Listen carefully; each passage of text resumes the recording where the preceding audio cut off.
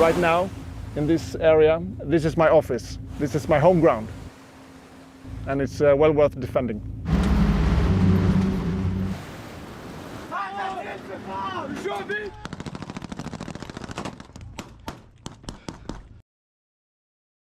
I always call that the mother of all unintended consequences for Russian strategic thinking. If Russia had one objective with Sweden and Finland, it was to keep them outside of the alliance, and by Russia's full-scale invasion, now we are part of NATO.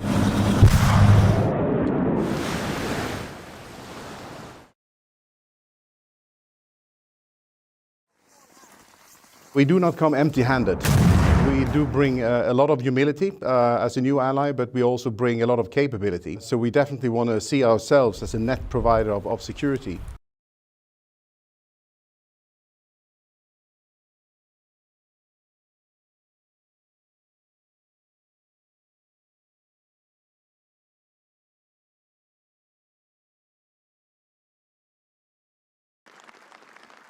It's good now that Sweden has a seat at the table that provides us a better opportunity to have influence, but also take responsibility for the alliance.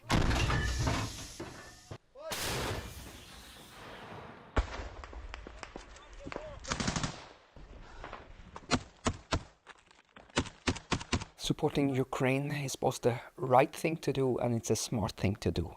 Of course, this is about decency and it's about humanity and standing up for the Ukrainian people. But it's also upholding principles which are crucial for a smaller country like Sweden. Rule of law, the European security order and a rules-based international order.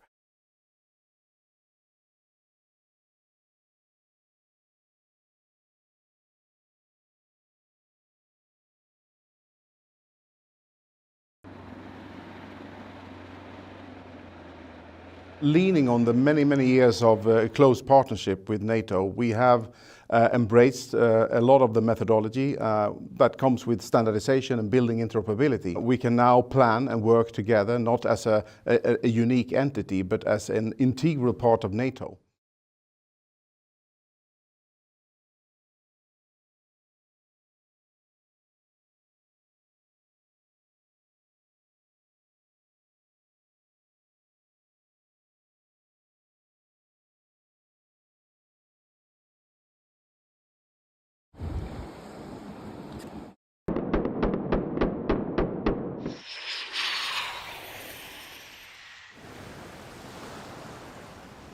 It's a multitasking ship. We can use it for submarine hunting and we can use it for air defense and also for the surface operations.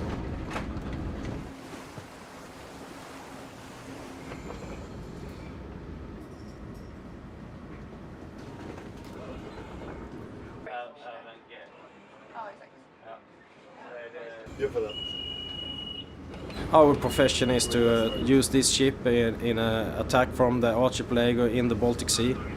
That's what this ship is built for.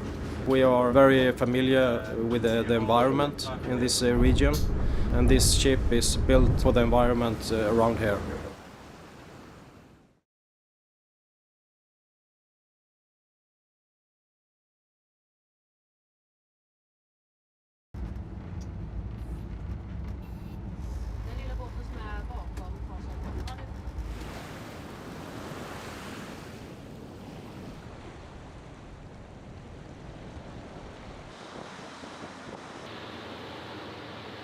Since the Swedish coastline is very different, thousands of islands, from small ones to big ones, with trees, without trees, the system that and the capabilities that the amphibious battalions holds, it's also unique in the world, I would say.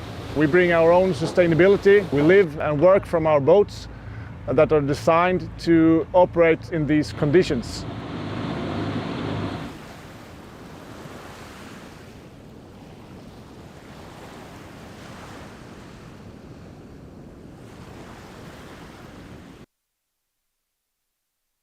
Our main operation area is where the sea meets the land. Either it's an open coast or archipelago. We are designed to work on the water, below the surface, on land and in the air around the Swedish coastline.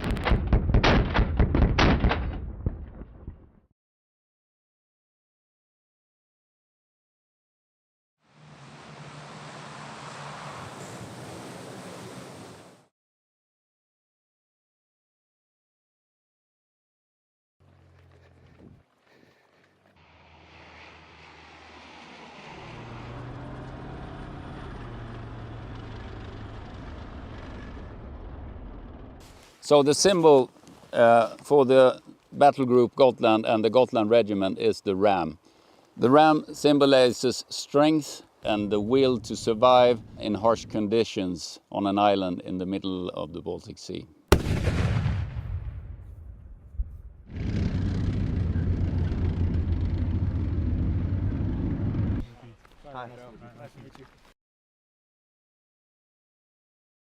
Coming into NATO gives opportunities to use Gotland as a hub for maritime operations, for logistics, and also different kinds of weapons systems which could provide aid, for instance, to the Baltic states. So it could be a platform for long-range fires as well.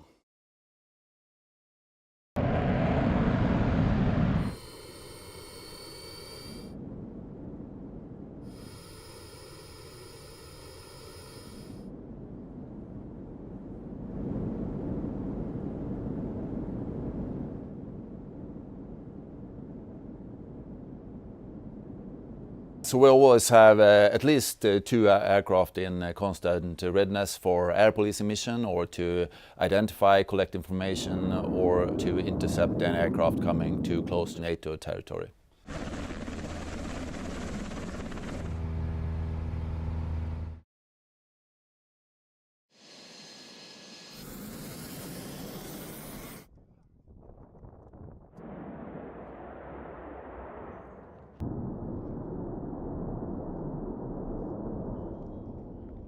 Sweden and Finland's accession to NATO means a lot when it comes to geography.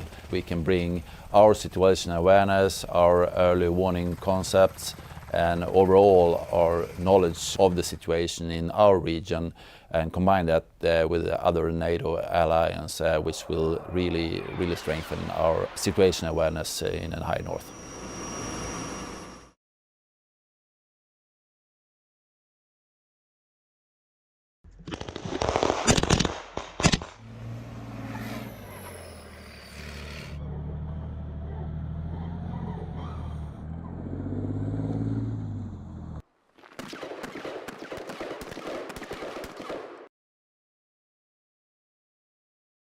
During winter times we have almost no light, few roads on long distances, and often also in winter time we have the extreme cold, going below 30 minus. So that's a challenge, and we really need to have the right equipment, and of course bringing the unit together, exercising, training in this environment.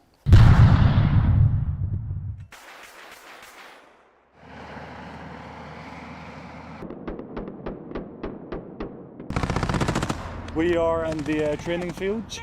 We have just dismounted from a CV-90 combat vehicle, and my squad is taking terrain in a forward direction.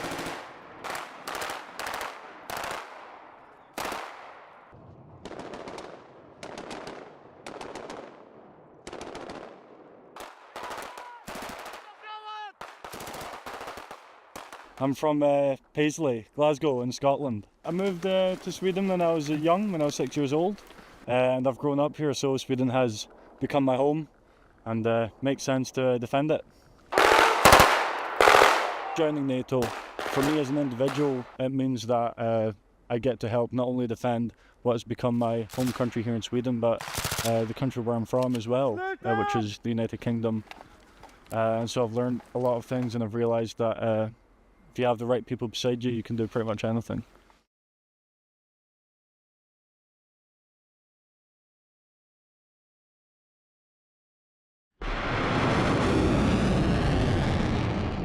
Space is something that we utilize daily for communication, for weather forecast, for surveillance, wide range of different areas where we actually are very dependent on space.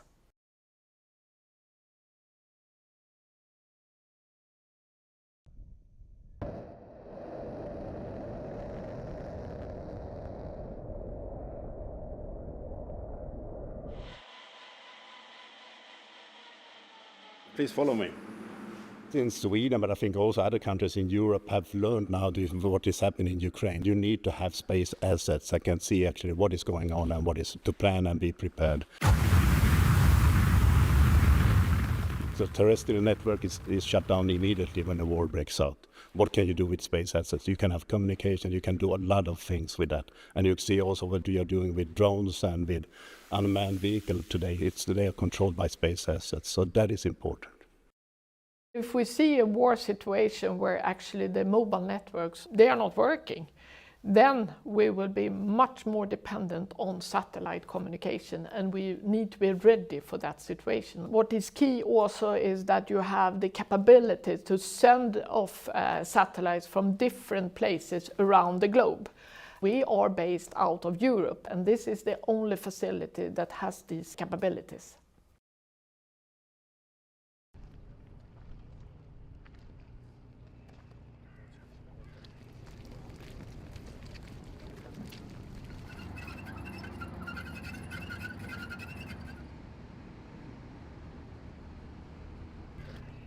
Strength that 32 allies bring together, both in terms of deterrence and of course also the operational capabilities to take up the fight if necessary is absolutely convincing.